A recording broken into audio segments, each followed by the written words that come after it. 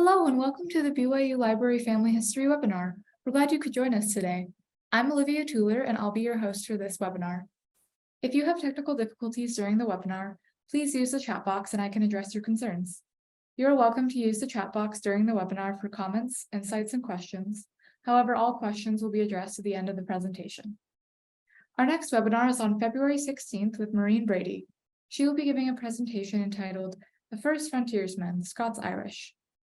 If you would like to access a previous webinar, please visit our webinar index on our website or search on our YouTube channel.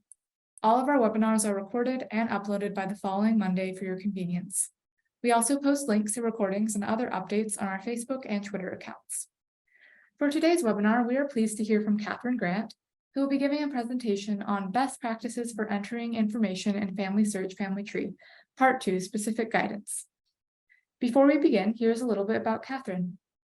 After years on the sidelines, Kathryn began doing family history. Somewhat to her surprise, she discovered that she loved it. Her specialty is helping new family historians find success and maybe even avoid some of the mistakes she's made. Kathryn teaches Sunday classes at the BYU Family History Library and presents at other family history events. Her column on family history ran in the Nauvoo Times for about a year and is still available online. In addition, she's a regular contributor to the FamilySearch blog. Kathryn works as a technical writer and instructional designer with a focus on usability and process improvement. Her current work assignment includes developing training used on mobile devices. Besides family history, she loves uplifting music, thought-provoking books, and fresh raspberries. Sorry, if Kathryn is ready, we can go ahead and turn the time over to her. Sounds great. Olivia, thank you so much. And I'll just share my screen here. Perfect. Okay, you guys should be seeing my slide deck. Let us know if you aren't. But welcome to this webinar today, everybody. I'm so excited to be giving the second half of best practices for adding information to FamilySearch Family Tree. So let's take a look at what we've got on the schedule for today. First of all, in case you weren't able to catch the first webinar, you can catch the recording, of course, on the website, but we'll do a brief review today. And then we will get into the nuts and bolts of entering information in Family Tree. And then finally, we'll wrap up with a few practices to avoid. So let's go ahead and dive in. Just so that we're on the same page as far as best practices, I want to be really clear that what we're talking about today are not official rules of any type. I wouldn't say they're family search policies. Once in a while, I'll mention a policy, but I'll clearly say that it's a policy or that it's family search guidance. But other than that, a lot of the things that we're talking about today are just things that I've learned over the years by experience and often by messing up. And then you go, wait, that wasn't a very good thing to do. And so you learn a better way to do it. So I figure if I can share those things with other people and help them to maybe avoid some of the problems that I created for myself, that's got to be a good thing, right? And so the goal here is that we want to empower and encourage everybody that watches this webinar to give you best practices that will help you create an accurate tree and avoid mistakes and confusion. So it's important to remember that family tree is a shared tree. So what that means is we're all working together to build a shared tree of the human family. And that's quite an undertaking and it's unusual. I do not know of any other website that is doing it to the extent that Family Tree is doing it. On other websites, you can have private trees, but I do not know of any other collaborative tree that is as big as the one we're working on together on the FamilySearch.org website. Well, because it's a shared tree, it's so important to remember that what we do impacts all other users. So in our own little shared tree, if you have a private tree on, say, Ancestry or MyHeritage, you have complete control over it. You decide what goes in it, you decide what to leave out, you decide who can see it. And that's one method of doing family history, and it's a perfectly legitimate method. But when we're building a shared tree together, it's just like living in a community. There's no way around it that what we do impacts other people in our community, whether that's a real community out in the world or whether it's a virtual community such as we have on FamilySearch.org. So let's talk a little bit more about what that actually means, that what we do impacts other users. So in a shared tree, all users see pretty much all information. Now, of course, we don't see living people in Family Tree unless we created them. But pretty much other than that, we see everything that everybody else has put in. So what I've discovered, interestingly enough, over the years, especially working with beginners, is when they come to the shared tree, they just assume it's correct.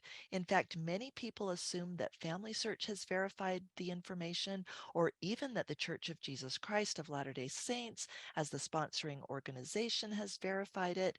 That actually is not true. The responsibility to verify information rests with the users. But so many people assume that it's already been verified that they don't take time to verify it. And why should they? I mean, I totally get where people are coming from with the assumption that the information must be correct already to be in a shared tree. But the trouble is sometimes it's not correct.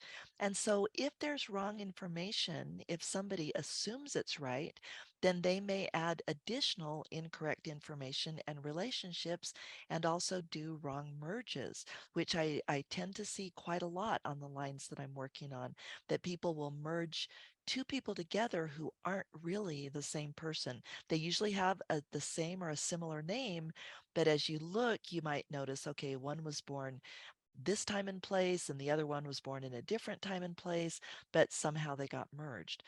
Well, what happens is that wrong information tends to build on itself in a shared tree because, again, users don't come to a person in Family Tree knowing the history of that person if they didn't create the person. So the wrong information can cause more confusion among users. And then here's one of the most critical things is that it also causes Family Tree often to provide wrong record hints and wrong duplicate hints. So the way Family Tree was designed, and it's actually brilliant, it's pure genius, is that they have designed it so that on the right side of the person page, if you can envision that with me in your minds, there's a box where they show hints. And the assumption, of course, is that the information on the page is correct. And then Family Search looks for similar records and also similar people for possible duplicates. So that works great if the information is accurate on the page. But if it's gotten corrupted through a bad merge or somebody, made a mistake accidentally and put a wrong birthplace in or whatever, well, all of that affects the duplicate hints and the source hints. And so bad information can lead to bad hints, which tends to build on itself. And we actually end up having kind of this snowball effect where once a few mistakes, especially bad merges, start, they tend to build on themselves and get worse and worse until somebody recognizes them and has the time and inclination to clean them up. And sometimes I come across a mess and I just say, I can't deal with this right now. It's just going to have to stay there. And I know that happens to other people. And there's times too when I go, okay, this is important. I got to get this cleaned up. Matter of priorities. But the point we're trying to make here is that once bad information starts and gets built upon, it does tend to snowball instead of getting fixed. So you remember the old poem about it contains a great analogy that if you it's a story of this or story, yeah, I guess story is accurate. It's a poem about this city that had a steep hill or a cliff near their city and people kept falling off it, and so they were trying to figure out what to do. And some of the people said, oh, we should build a fence at the top of the cliff so people don't fall over it, and other people said, no, we don't, it's too hard, and besides, if people were careful we wouldn't need a fence. And so, and one humorous line in the poem says, it's not really the falling that hurts the people, it's the landing. That was kind of their excuse for, well, let's just have an ambulance ready in case somebody falls. So the moral of the story is basically you can have an ambulance to pick up the pieces in the valley, or you could put that fence at the top of the cliff and stop people from falling over in the first place. Well, The best practices that we're going to talk about today are like that fence. And actually, not just today, because since this is a review of last time, we just want to quickly review the best practices spoken about in the last webinar. And they were at a very general or high level. So let's just go through those quickly here, the 6 different best practices. The first one, I have noticed that so often family history is accompanied by stress.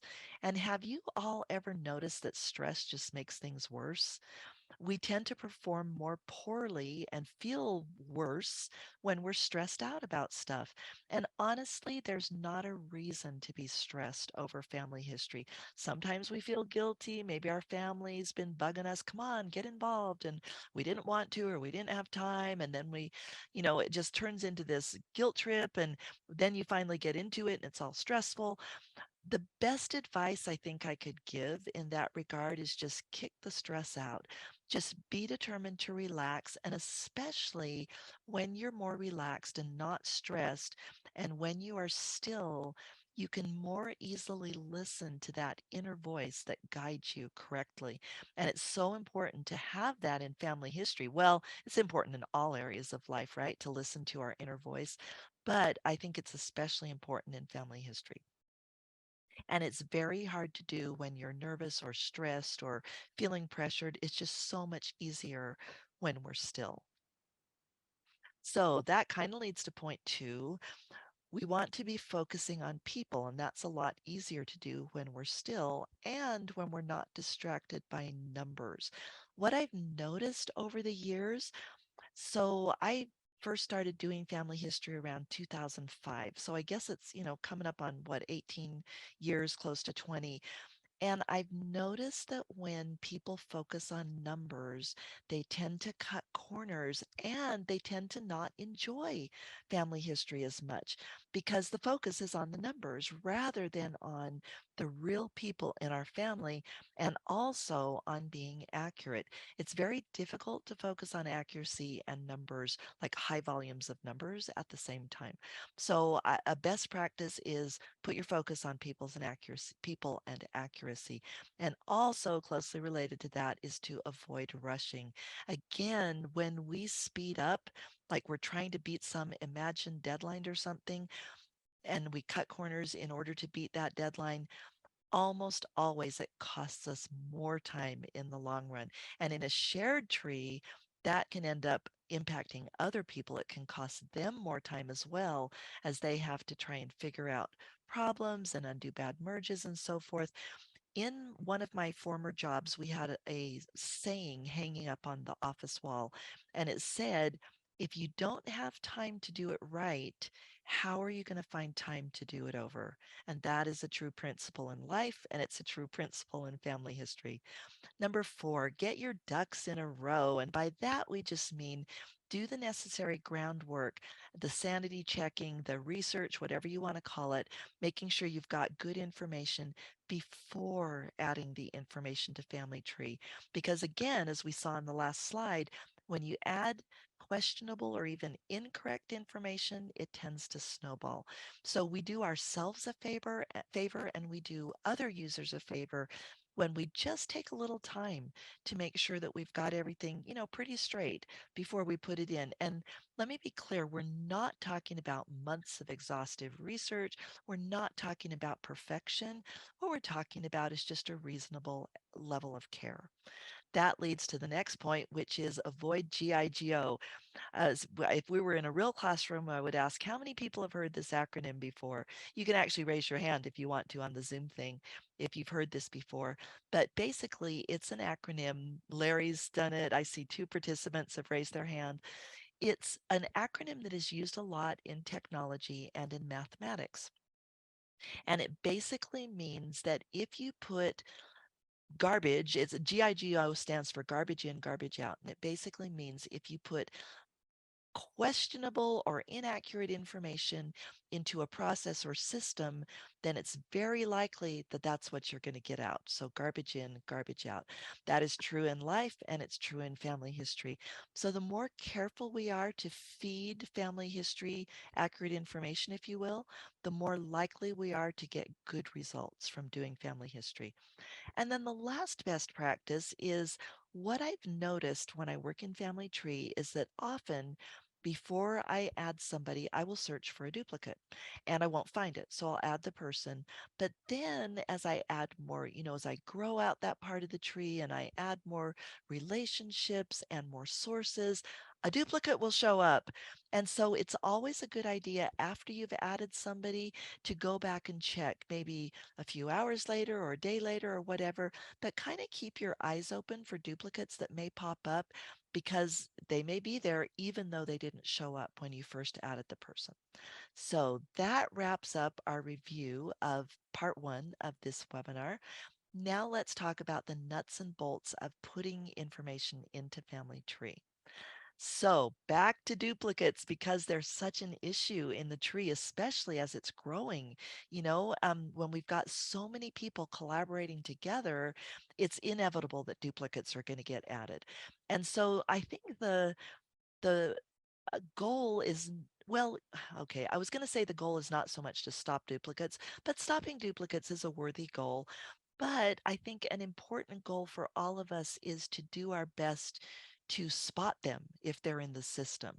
So, what I will do when I'm adding a person, I didn't used to do this, but it started working so well that I started, and that is that I will search for duplicates manually. I won't just rely, when you add a person and then it does an automatic duplicate search, sometimes that finds duplicates, but sometimes it doesn't for various reasons. So if you do your own search before by clicking Family Tree and then choosing the Find option, then when you see the results, because you've done your due diligence and you know that family, you're more likely to spot duplicates that Family Tree didn't catch, whether it's because the record had a bad merge on it, or maybe it was an incomplete record or whatever, but because you know the family, you're going to see that that's a duplicate. So that's a great way to catch duplicates just by doing that quick manual search. And I don't spend hours and hours on it. I just put the name and the information in, run the search, and within maybe 2 or 3 minutes, I've been able to tell if I see some obvious duplicates.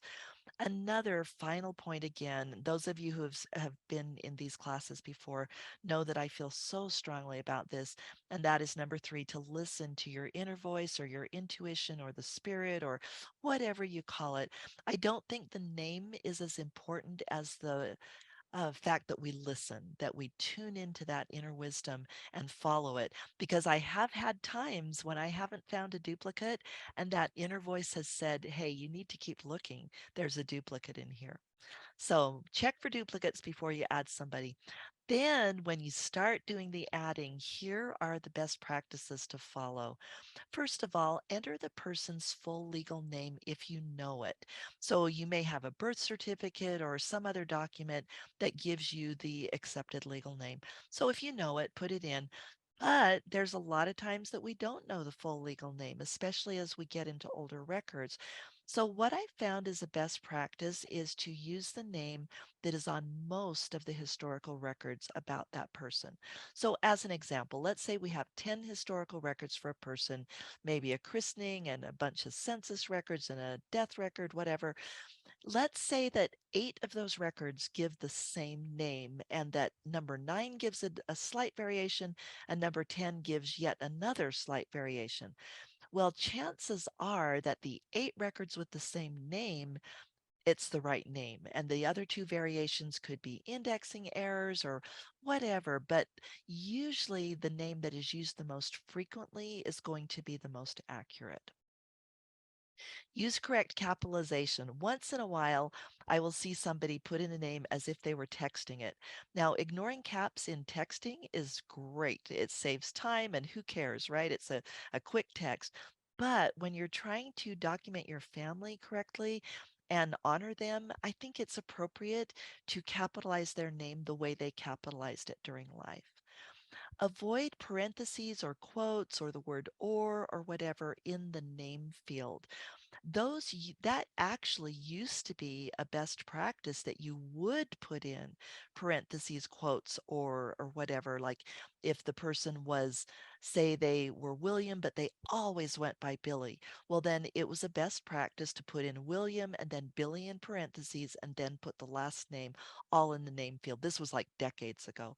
But now, with the advent of Family Tree and so much more flexibility in an online system, if you know of an alternate name, we're asked, and this actually is a best practice from Family Search, that we should be putting that in the other information section and designating it as an alternate name. And you'll notice now, if you try to put parentheses and quotes or other, kind of non-standard punctuation, like you can put apostrophes in because O'Brien could have an apostrophe. But other punctuation that's not normal for names, you'll get an error message and they won't let you put it in. However, I still am finding parentheses and quotes and stuff in recently added records. And my theory is that maybe when people upload JEDCOMs or they do a synchronization with, say, a tree on a third party site, that somehow that's not getting caught. And so I still do see these from time to time, but Family Search has definitely given the guidance that we should not use this type of thing in names. Just use their full legal name if known, or the name most often used, but don't put or kind of weird stuff in the name field anymore. Here's another huge one. You want to enter women with their birth or maiden surname in societies where women change their names when they marry. So the reason that's so important is, what if women married multiple times? Many women did. So then if you put in their first married name, what about the other married names? It affects the hints. It can confuse other users. Then here's an important best practice that is just personal for me, but I noticed that they used to do it in indexing, and over the years, I found it extremely helpful. And that is, if you don't know the maiden name, leave the field blank because it avoids confusing other users. It avoids bad hints. So here's an example. Just, I would say this was maybe 6 months ago, and I don't remember the names at this point, but let's say that the woman's maiden name was Mary Smith, but she was entered under her married name of Mary Jones. Well, the hints that came up were her. Oh, and I should back up. The person who entered her as Mary Jones, with Jones as the surname, even though that wasn't her maiden surname. So the hints that came up were, as you might expect, for Mary Jones. But one of the hints I looked at was for a single Mary Jones, which meant that the hint was not for the Mary Jones I was looking at, because her maiden name was Smith. And so you can see how it would confuse the algorithm that gives hints to put in the married name instead of the maiden name. The reason that it's better to leave it blank is that it's such a good visual cue to other users. I am so grateful when people leave it blank, because then I know that that name has not been discovered yet and I know that I need to look for it.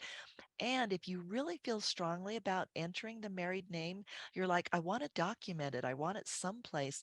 Well, guess what? The alternate name section has a place for married names. And I checked the help center, and the alternate names are used in searching. So, and they're used for hints. So if you want to put in an alternate or a married name as an alternate name, that's the place to do it. But don't put the married surname in the maiden name field because it just causes confusion. And last of all, for names, don't make up suffixes. This can also be very confusing. So, for instance, if let's say that we have 3 generations of Robert Jones, grandfather, father, and son. If they did not use senior and junior or third, Robert Jones the third, in their life, then you don't want to make that up and put it in, because it again just confuses other users and it makes it look like maybe the sources aren't accurate or whatever. So the best thing is represent their name as they used it in life, and don't add extra things that they wouldn't have used. I can't even really think of a good reason for doing that, but I know that I've seen it. And so just to avoid confusion, use the name that they used. Okay, on to places, entering place names. Here is another area where I'm definitely going by family search policy, and that is to use family search standards. They've got a whole database with like millions of place names in. And the great thing about using those standards is that is the clearest for all users. It's something we can all agree on. So for instance, I've seen the abbreviation CA used for California, for Canada, for I think there was something else, I've forgotten it now. But if we all make up our own abbreviations, well, other users can't be expected to know what we were thinking when we made up an abbreviation. So Family Search solved the problem by giving us standards. So you always want to pick the Family Search standard. And if you click the standard, it's going to give you better hints for that person rather than if you use like a weird abbreviation that the system doesn't recognize. You also want to choose the correct type of place. So what do I mean by that? Notice over here, I started typing Birmingham and I was going to type Warwickshire, but all I had to do was type WAR and I got these four possible matches for this place name. Well, notice in the fine print, it says what type of place it is. This is a city, this is a civil registration district, etc. And so what is great about this is it includes a time span. And so you always want to choose one of the options whose time span covers the event. So since this was 1876 in this example, I would want to choose a time span that includes that. This one does. I wouldn't want to choose 1001 to 1801 because it doesn't include the event.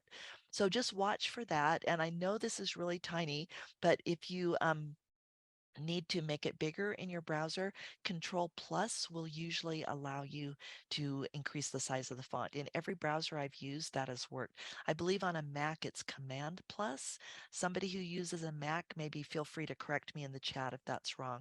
But either Control Plus or Command Plus should make that font bigger. And then when you're done, you can do Control minus to put it back down.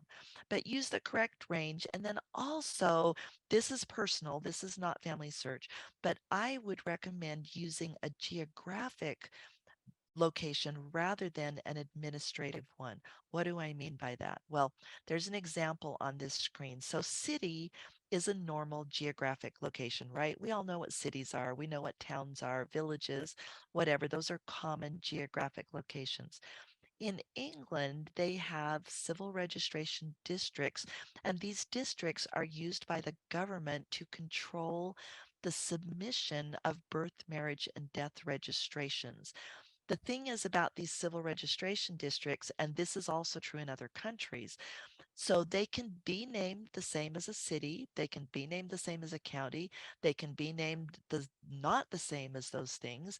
They can cover part of a county, they can cover multiple counties, they can cover just exactly one county. So you see there's like not a correspondence between these administrative districts that are purely government for government functions. They don't correspond to actual geographic districts. And you might say, well, who cares? Why does it even matter? Well, the reason it matters is when they use duplicate names. So let's say that a person was born in the registration district of Birmingham, but their parish was actually Aston. And so, but instead of putting Aston in as the birthplace, I put Birmingham as the civil registration district. Well, other people might come along and say, oh, that can't be my person because my person was born in Aston. And this one says Birmingham, so that can't be right. That's just an example of the type of confusion that could come if people, especially if they're not familiar with the geography and they go, wow, that place is just so different. And they might not realize it was contained within that registration district. So it's usually just less confusing to use a regular geographic location such as a city or town rather than some government district that doesn't match geography. Okay, and heads up as far as standards. I love standards. I'm so glad Family Search implemented them. But once in a while, here's an example actually of garbage in, garbage out that I found the other day. Somebody had come in, and I know it was with the best of intentions. They had taken information off a census record. And in the census record, the enumerator had abbreviated Birmingham as BHAM. And that's actually a very common abbreviation for Birmingham. A lot of times it would have an apostrophe, but not always. So the person put in BM England. Well, look what Family Search standardized it to: Bomb Punjab, India. So that's going to mess with hints and with duplicates and so forth. So always you want to check. Most of the time, I find that Family Search does a great job on the standards. But if we give it kind of weird information or not complete information, sometimes it's going to struggle a little bit. So just be sure, watch when you're typing in and be sure that the standard that comes up is the one that you're expecting. Okay, now let's talk about entering dates. For full dates, it's best to use the Family Search Standard again because it's unambiguous, and that is a numerical day with no leading zero. So here we've got in our example 23, the text, the month in a word or written in text, and then finally the year, a 4-digit numerical year. Just a sec, I need to take a drink of water. So here's the example, 23rd of August, 1854. That's totally unambiguous. Anybody who looks at that will know exactly what date that is. But if you don't have a full date, it is totally acceptable to just put the year, or if you know the month, for instance, off a certain record, it might give the month and the year, but not the exact day. Well, then you can put in month and year. Family Search accepts that. It agrees with the standard. Also very helpful is that we can include qualifiers, and they are part of the standard. So the word about is a qualifier here. If we know it was within a few years of 1854, but we don't know exactly, it could have been 53 or it could have been 55, then we can put the word about in, and then that is a visual cue to other users that this is an estimate, not an exact year. Here's another heads up. As some of you may know, if you've lived in different places where the dates are written differently, they can be ambiguous, which is one reason Family Search went to standards. So, for instance, when I lived in England, if I were to write, let's see, 11/5/1856, that would have meant the 11th day of the 5th month in 1856. But in the United States, when I came back to the States, I was actually confused for a while. And wait, these Americans are doing this wrong because I'd been taught in my English schools how to write the date, quote, correctly for England. But then in the United States, this date would be interpreted as November, the 11th month, the 5th day in 1856. So notice that when I put this date in here like this, Family Search recognized that it was ambiguous, that in some countries it would mean one thing and in some countries it would mean another. So you just want to be sure when you see these choices that you click on the one that you intended so the correct date gets put in the christening date, and so it doesn't, or any date, and so it doesn't confuse other users. So here is a little word about qualifiers. The best qualifiers in my experience are about and from blank to blank. I use about for close estimates, and these, as far as I know, I haven't seen any Family Search rules on these, so I'm just giving you what I've kind of started doing over the years. And you may not agree, and that's totally fine. So I'll just throw it out there for what it's worth. About, I usually will use it if I can guess the year within probably no less than 5 years. And I should say maybe a better way of saying that is maybe 2 years plus or minus. So if I'm pretty sure that that something happened, let's go with our date from the previous screen, 1856. If I'm pretty sure that an event happened within a couple years before and a couple years after, then I'll put, but I don't know the year, I'll put about so that I alert other users that this is an about date. If it's longer than that, I think it's better to put in a time span. So, an example I saw recently of that is someone died in a war. Let's say that the war lasted 8 years. And we know they were killed in the war, but we don't have any way of telling when. Maybe at the end of the war, they were just reported as deceased, and we just no other information is available. So what you could do is put the from blank would be the beginning date of the war, and the end blank would be the end date of the war. And then you would, of course, document that that person died in the war. And then you could you could leave a note saying, the exact date is not known, but we know because they died in the war, it had to be between this year and this year. Calculated and estimated used to be standards, but they aren't anymore. I noticed that Family Search has removed them. When I typed calculated and estimated, guess what came up as the standard? About. So calculated and estimated no longer show up when you're trying to do a standard. And besides, about is shorter. So, and they mean essentially the same thing. So I think Family Search did the right thing to get rid of them. I would avoid using before and after. And the reason I say that is because I used it. And then I would come back. Like, suppose that the last time I found somebody in a census was 1911. So I knew they were alive then. And so for their death date, I would say they died after 1911. But then I found that Family Search was giving me kind of hints as if that person had died in 1911. Not only that, the before and after don't show up in the search results. So when people are looking, it can give them inaccurate information about that person when they're scanning search results. So for that reason, and sometimes I would come back to a record where I read that or where I had put that, and I'd be going, what was I thinking? Why did I put before or after? And then maybe I found a record that proved they were alive 20 years after 1911. And so it just tended to cause a lot of confusion. And so for that reason, again, not family search policy at all. This is just my personal recommendation is to avoid these, but instead, I think you can usually, if you need a qualifier, these two will do the best job for you in pretty much all circumstances. I haven't found a circumstance where they don't work. Okay, a little resource screen here. If you want more information on entering dates and places, there are a couple of Family Search help articles, and these are links in this slide deck. So at the end of the class today, I'll put a link to the slide deck in the chat, and then I think Olivia is going to put one on the YouTube page as well. So you'll be able to get to this slide deck, and then when you do, you can just go to slide 18 and click on these links if you're interested in reading these articles. So, how do I enter dates and places? What if I don't know the exact date? This last one I want to highlight. It is a fantastic website.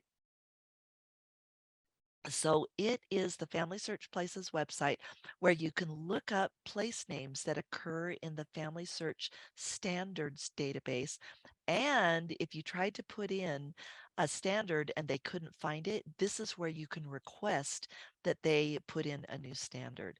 This site is just fun. I don't know if you like geography, I you can look up almost any place in the world there. It will tell you the various names. It gives you latitude and longitude coordinates. It will tell you the various names that it's been known by throughout recorded history. And it even tells you a little about it. I think about the location. As I recall, it sometimes included links to things like Wikipedia so that you could read more about that location. This is just a fun site to get more familiar with the places where your ancestors may have lived. So strongly recommend that one. Okay, after you've entered in the person, of course, this almost should go without saying, but I'm surprised at how often I still find people in Family Tree that have absolutely no sources attached to them. And when that's the case, it's hard to tell who they really are, especially if they have a common name like Juan Martinez or John Smith or something like that. So we always want to document how we know the information is correct and just add those sources. And Family Search has made it so easy.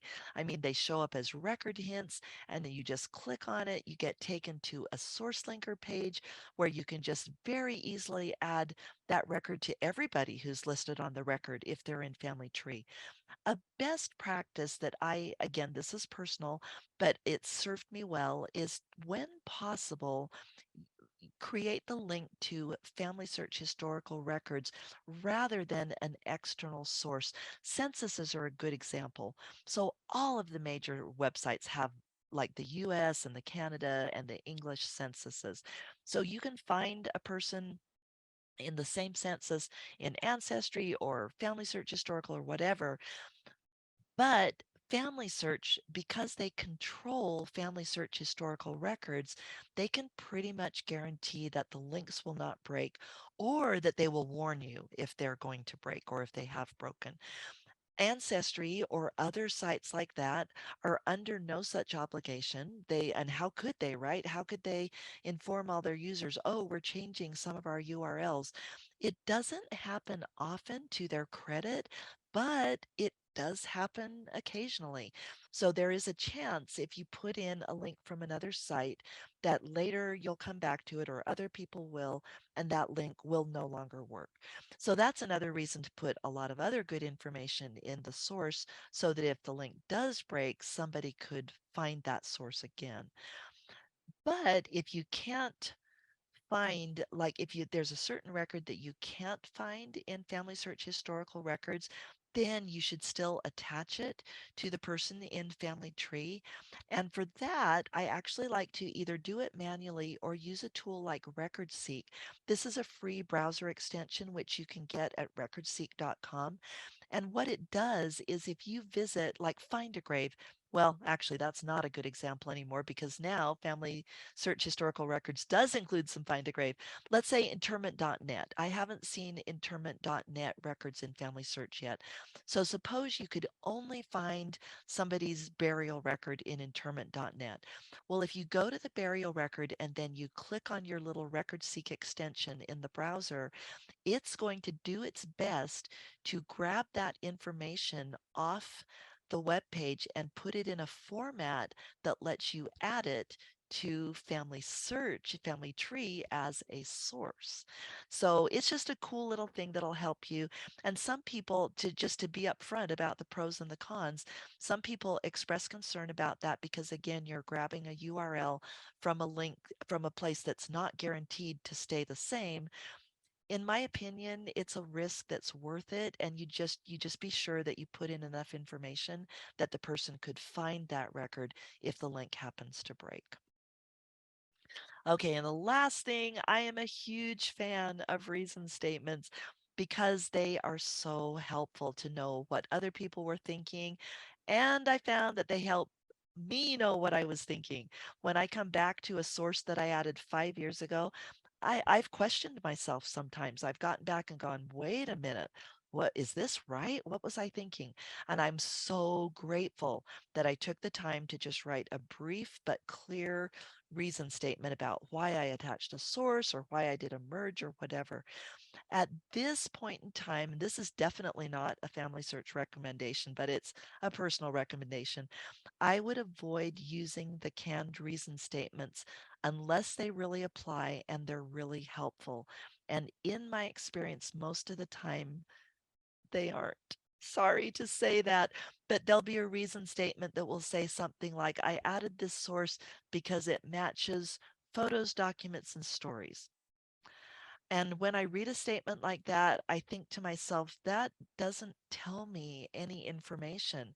Like, what does it match? Which photos and stories? So that's an example of a canned reason statement that doesn't really add value to a source. Another one is on the merge reason statements. One of them says something along the lines of, uh, this most of the information matched, but there were minor conflicts. And every time I've seen somebody use that reason statement, it the minor conflicts meant the person wasn't the same and shouldn't have been merged.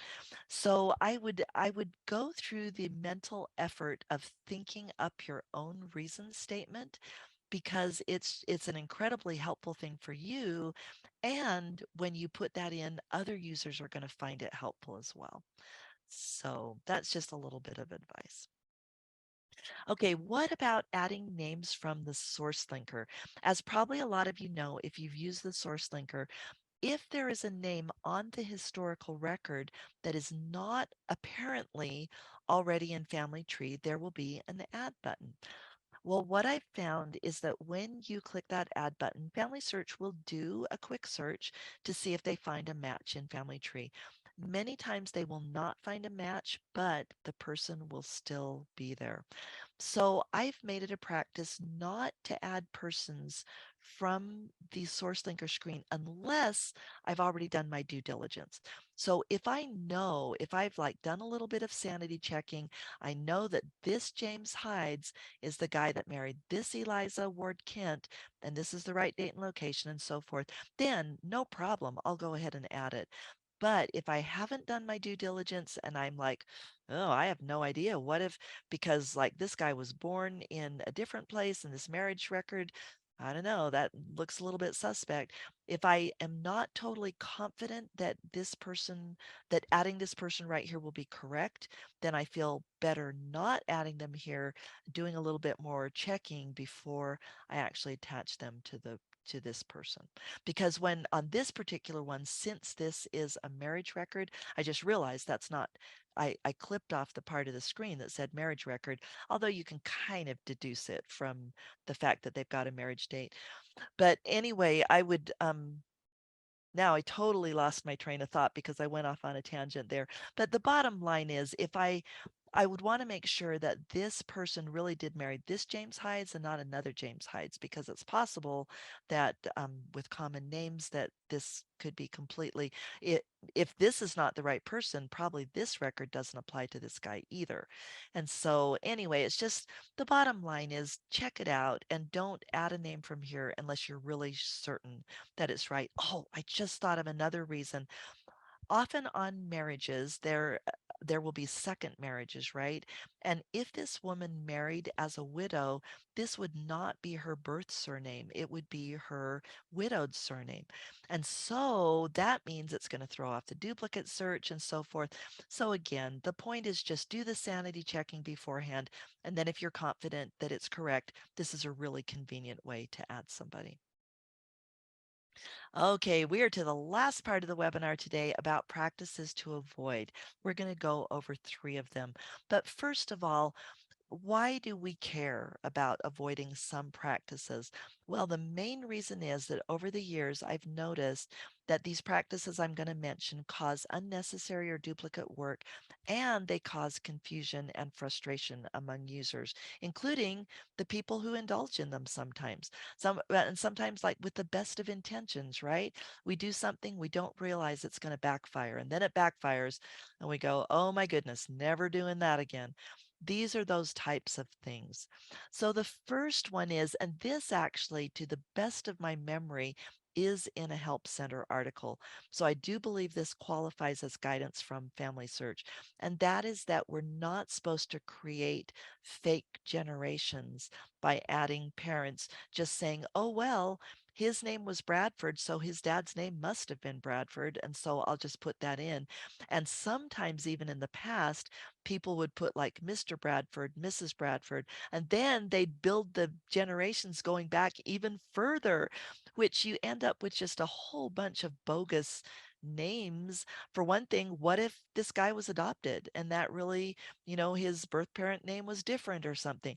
The point is, don't just say, oh, well, I can safely assume that since this guy's name was Bradford, his dad must be Bradford, and I'm going to throw in Mrs. Bradford for safety, and then, just for good measure, and then throw in a couple of other generations.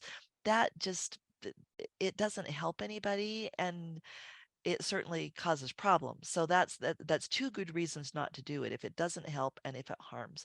So don't create fake parents and fake generations. Another one is in a shared tree. It is so important to avoid adding unconnected people most of the time. I was trying to think why somebody would ever want to add a an unconnected person. And this example is actually from my own lines that it was added by somebody back in like way back before the days of Family Tree, actually. And so they just added this person as Mrs. Ann Bescaby.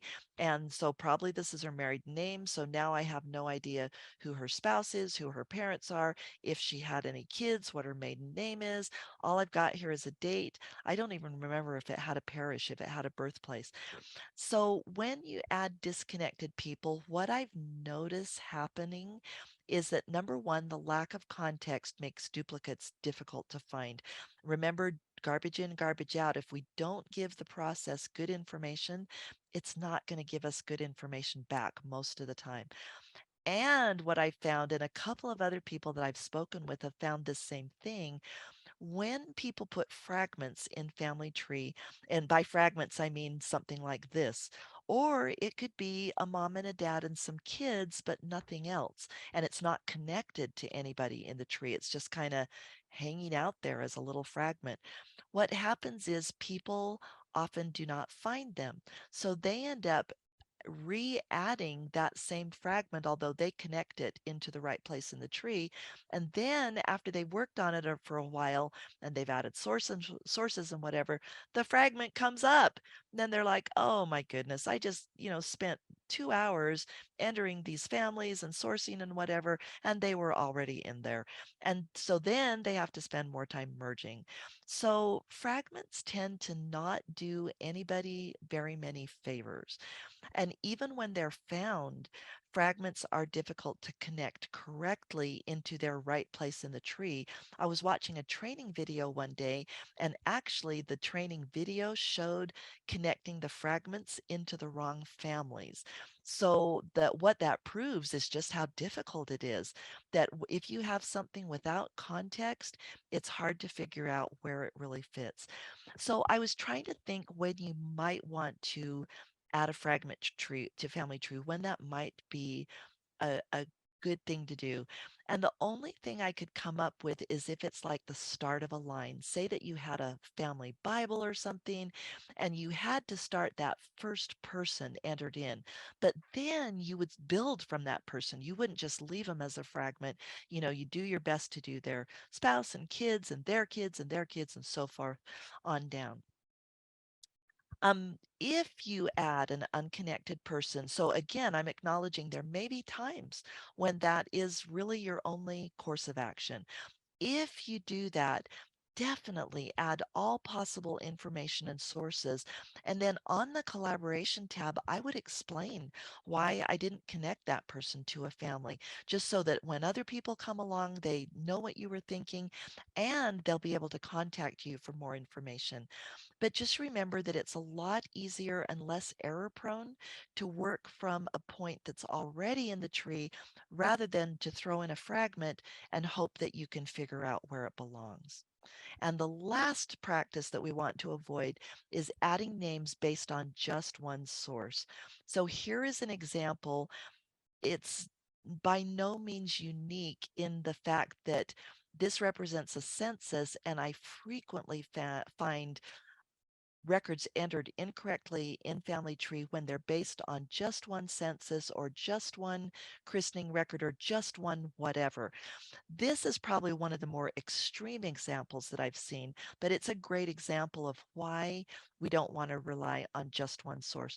And if I can just make a little comment about that, nowadays, we have such easy access to multiple sources. I mean, good grief, FamilySearch dishes them up to us on the person page. We have record hints. If you go to ancestry.com, you've got all those suggested records over on the right-hand side.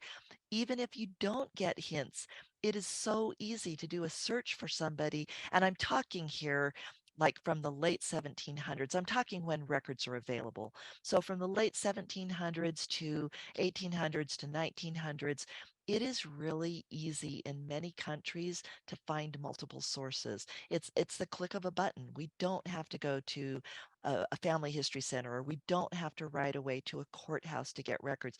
We click a button and we've got 10 sources on a person.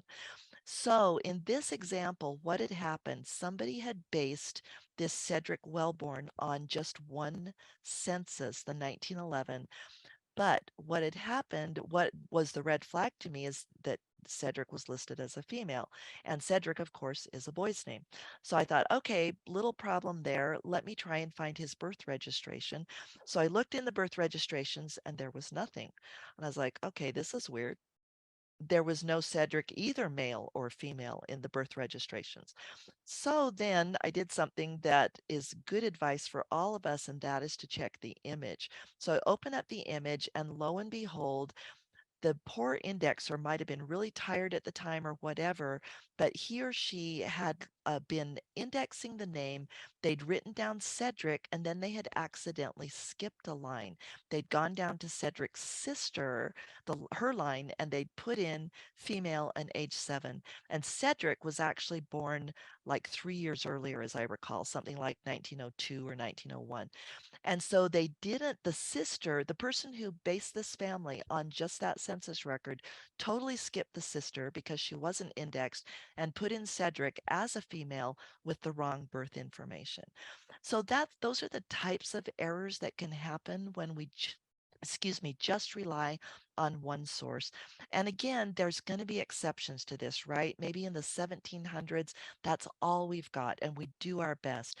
But if it's super simple to find more than one source, why not do it? And why not make sure that the records are accurate?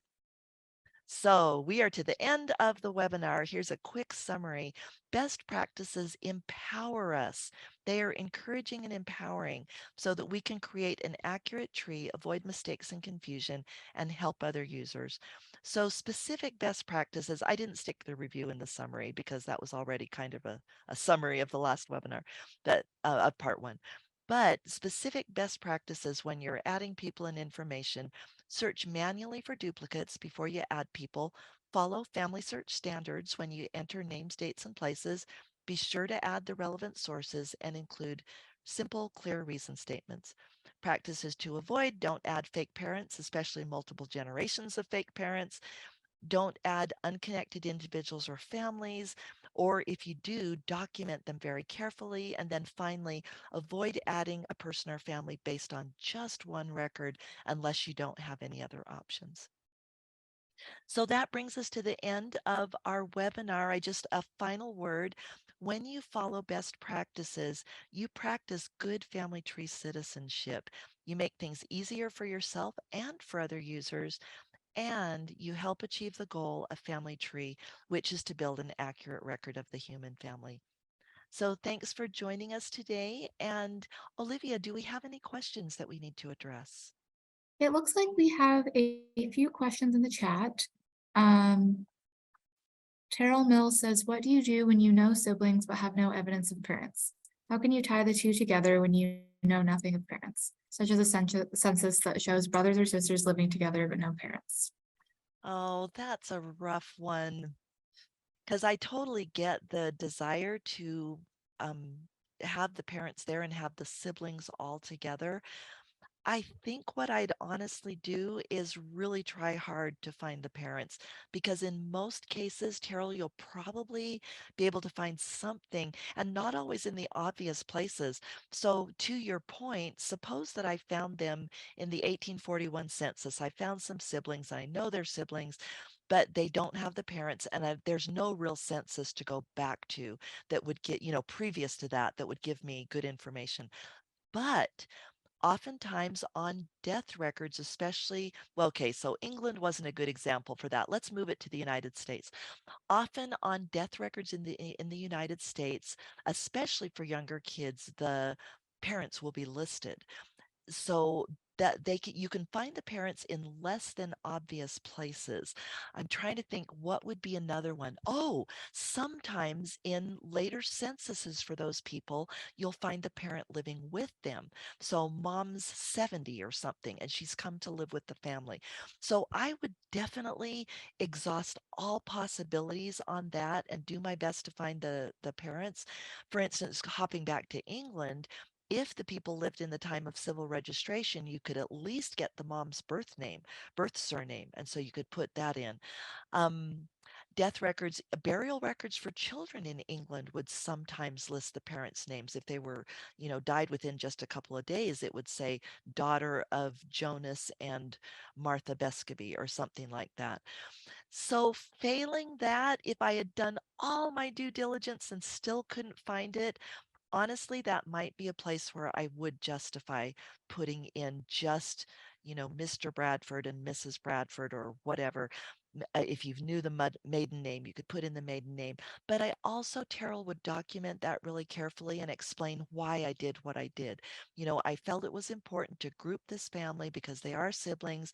I did my best. I looked here and there, couldn't find the parents. Hopefully later we'll be able to find them. But for now, this is why I did what I did. So just my personal opinion, but I think that's probably how I would handle that. And that was a super good question, Terrell. Thanks for asking. Olivia, anything else that we need to address? It looks like we do have a question from Annette in the Q&A. She Oh, says, great. if the records are in Latin, do you use the Latin name when initially entering a person in family tree? Or do you use the name the person used in census records and probate records and find a grave? Also, would you use a person's Polish name or the name most of the records are in once the person is in the US? Oh my goodness, Annette, those are fantastic questions. Thank you for asking them. Because what I've learned too in webinars is if one person has the question, usually about half the rest of the people have a similar question. So to address the use of Latin names, the reason in my experience, and Annette, please correct me if I'm making a wrong assumption here about your question, but in my experience, those names usually show up on a church record and they're usually, for instance, in a Catholic record where Latin was the religious language. So it was considered more sacred or more holy or what have you, but the person didn't go by that name in their life. So the only place that Latin name was used, like Johannes instead of John, on a record, the only place was on a christening record in a Catholic church. And so when that happens, I will put the Latin name in as an alternate name, and I'll explain why I put it in. So in the other information section, put it as an alternate name. But for the main name up in the vitals section, I would put the name that they went by most often. So and I actually don't know of any family search guidance on that. If anybody does, please feel free to put it in the chat. I'm just going by what I would do in this case. And then you asked about what about a person that had a name that they used in the old country? Your example was Poland, but then they came to the United States and either anglicized the name or maybe changed it totally. What would you do? So this one for me goes against the advice that I gave earlier about always using the birth name. This for me would be an exception because if you use the Polish name and nobody like knows how to read it or pronounce it or correlate it with the name they used in their new country, whether that was, America or New Zealand or wherever it was, that could be really confusing. So I would do what you kind of suggested in the Q&A is use the name that they went by most in their life. And like if they lived in the US for 60 years, they left Poland when they were 10 or something like that, then I would definitely use the name that they most often used in life and then put their original birth name in the other information section as an alternate name. And under alternate names, you can designate it as a birth name. So I think that would be my advice on that, Annette. Thanks for asking those great questions. Olivia, anything else that we need to address?